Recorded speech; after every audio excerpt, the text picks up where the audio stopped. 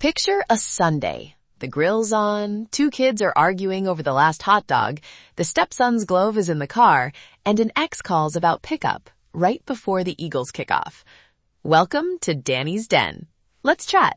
In 10 minutes, I'll give you practical ways prenups and postnups can protect your children, your routines, and your sanity without making your relationship feel like a business deal. Okay, quick basics. A prenup is signed before marriage, a postnup after. Both can sort out ownership, debts, and certain financial expectations if things change.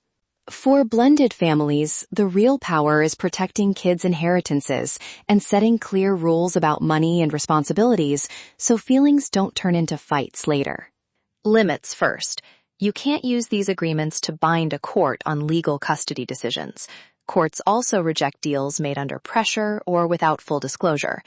So transparency and separate lawyers matter. It's not legal red tape, it's protection.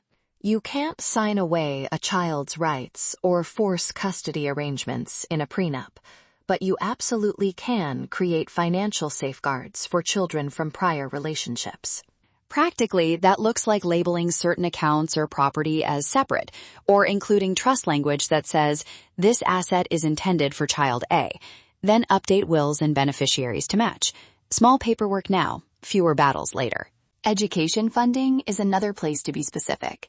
You can agree to fixed contributions, a percentage split, or name a particular savings account for school costs, whatever fits your family's finances. I get the reaction. Prenup sounds cold. Here's a short script you can try. I love our life, and I want to make sure both our kids are protected no matter what.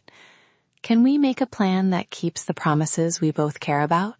You might think, but won't this kill the romance? No, if you frame it as protecting everyone you love, it often deepens trust. It says, I love you enough to plan for our whole family's future. When you raise the subject, pick a calm time, use we language, and ask curiosity questions. What matters most to you for your kids? Avoid ultimatums, and watch for red flags, secrecy, pressure to sign fast, or refusal of independent counsel. Now for language you can actually bring to a lawyer. Example for weekend custody when sports matter. The parties agree that weekends when the child has scheduled team activities shall default to parent A on alternating weekends, with parent B providing transportation assistance when requested at least 48 hours in advance. Pretty straightforward and boringly useful, which is exactly the point. Holiday schedule will rotate annually, with major holidays split as follows. Even-numbered years, parent A has Thanksgiving, and parent B has Christmas Eve. Odd-numbered years, the reverse. Parents will cooperate to allow reasonable travel for extended family once per year.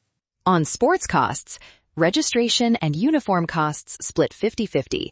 Travel over 100 miles paid by the parent requesting travel unless otherwise agreed. That keeps surprise bills from turning into surprise fights. Real story. Friend scheduled his wedding the same weekend as his stepson's baseball championship. No one planned for the conflict, and suddenly there were frantic texts, a shortened ceremony, and a very crowded shower of high fives at the field. A little scheduling language would have saved a lot of awkward. Make agreements durable by adding review language. Parties will review this agreement every 3 years, with amendments in writing signed by both. Life changes. Your documents should too. Quick checklist for the attorney meeting. Current list of assets and debts, any existing estate documents, your goals for the kids and routines, and 2 or 3 scenarios you're worried about. Ask about disclosure rules in your state, and make sure both people get independent counsel. Sports riff. Name it Game Day Continuity. Weekends containing scheduled professional games the family regularly attends will default to the parent who traditionally attends, provided reasonable notice and good faith cooperation by the other parent. That keeps traditions, hot dogs, halftime, the whole vibe intact. And to close hard conversations on a human note, use a ritual. For me, it's music. Put on a feel-good R&B or hip-hop throwback while you sign papers. make coffee, and breathe. It reminds everyone you're still a family after the legal stuff is done. Key takeaways. Be transparent, get independent counsel, write down logistics that matter, weekends, holidays, and costs, and frame this as protection for everyone involved. Promise to start early and start kindly. If this resonated, subscribe to Danni's Den so you won't miss more episodes where law meets the real, messy, beautiful parts of family life. Let's chat. Thanks for listening to Danni's Den. If you have a specific legal issue you want help with, please send me a direct message or email Danielle@thelegalassistancecenter.net to book a free 30-minute consultation. You can also drop a comment in the comment section. Let's chat.